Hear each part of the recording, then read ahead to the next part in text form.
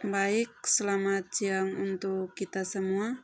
Saya atas nama Clara Kolo dengan NPM 521700046 akan mempresentasikan tugas kimia energi terbarukan saya. Ini adalah jurnal rujukan saya tentang produksi biodiesel dari minyak biji karet melalui proses esterifikasi.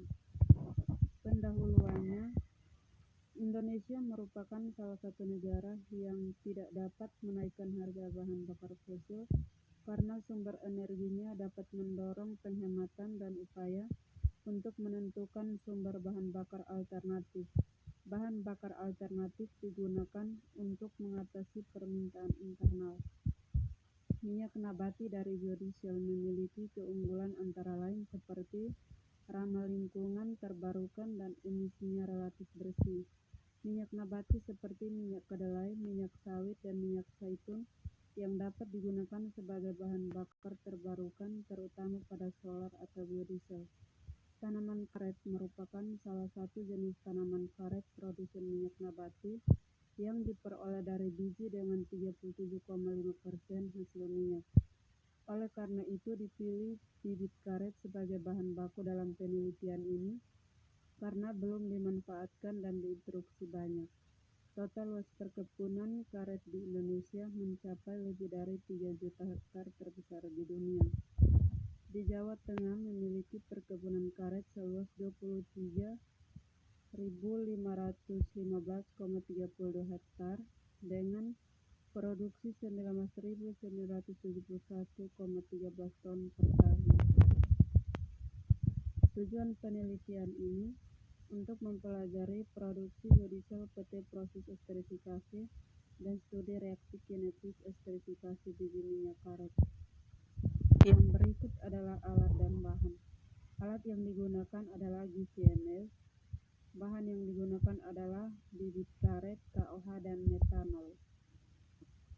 Yang berikut adalah metode. Metode yang pertama, dipersiapkan biji karet, dan yang kedua dicuci, dan yang ketiga dimasak, dan yang keempat diukur volume hingga memperoleh hasil. Yang berikut adalah hasil dan pembahasan. Untuk tabel 1 merupakan tabel eksperimen desain faktorial 2 tingkat dalam memproduksi biodiesel.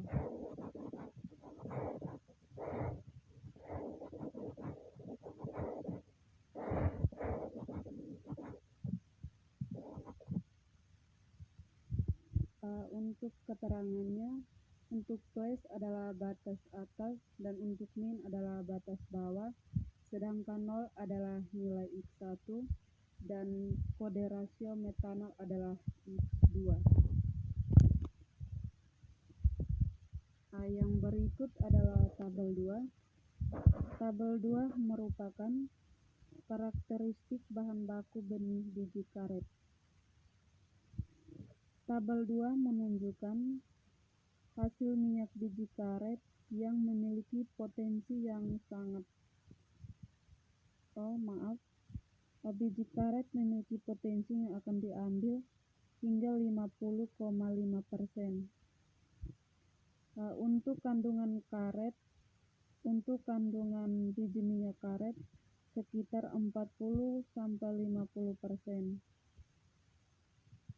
Yang berikut adalah tabel 3, di mana tabel 3 merupakan karakteristik minyak biji karet.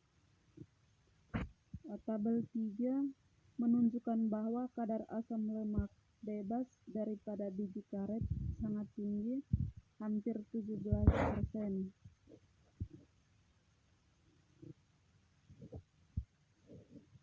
Untuk komposisi asam lemak yang terdiri dari asam palmitat, asam linoleat, asam oleat, serta minyak trigliserida adalah komponen asam lemak bebas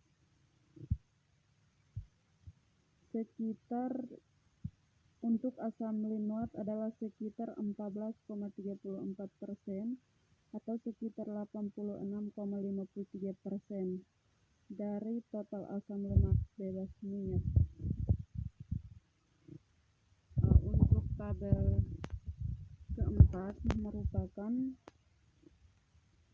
hasil analisis GCMS asam lemak bebas dalam minyak.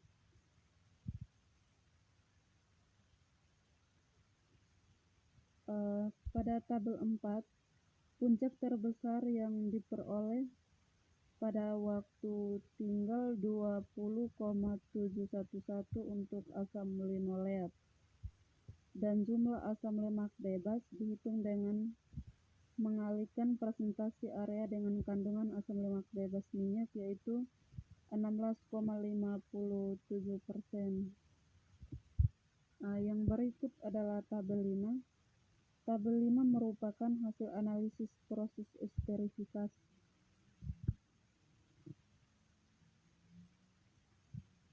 Untuk proses esterifikasi, masing-masing 1 mol asam lemak bebas akan bereaksi dengan 1 mol metanol untuk membentuk metioester.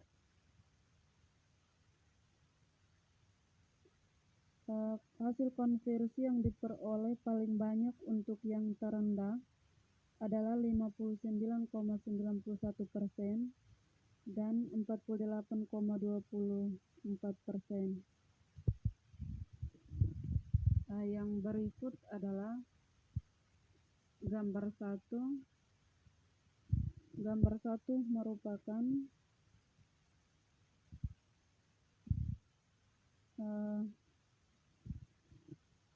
kromatogram hasil analisis dengan GCMS.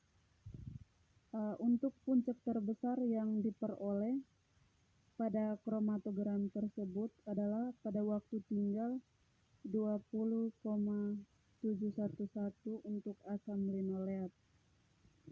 Sedangkan jumlah asam lemak bebas dihitung dengan mengalihkan presentasi area dengan kandungan asam lemak bebas minyak, yaitu 16,57%.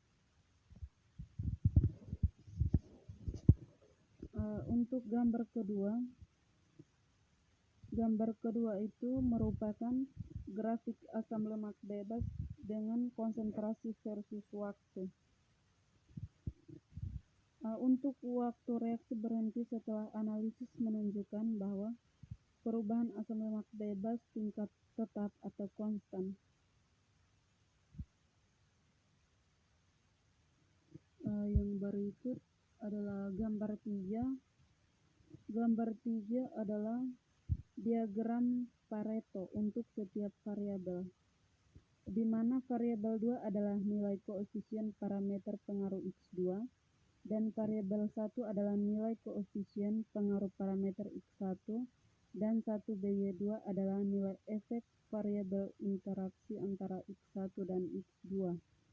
Dari bagan Pareto menunjukkan bahwa variabel rasio volume lemak bebas asam dengan volume katalis lebih kuat dibandingkan dengan suhu variabel. Yang berikut gambar keempat.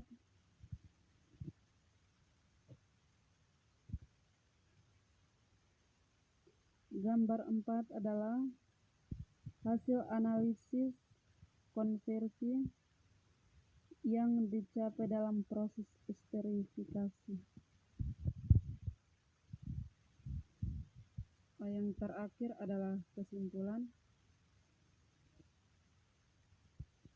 Kesimpulannya, ciri benih karet adalah 16,67 udara ke ton dan 50,5% dari kandungan minyak. Komposisi asam lemak bebas mencakup 14,34% asam linoleat. Itu untuk yang dibutuhkan untuk esterifikasi bervariasi dari 50 sampai 70 menit.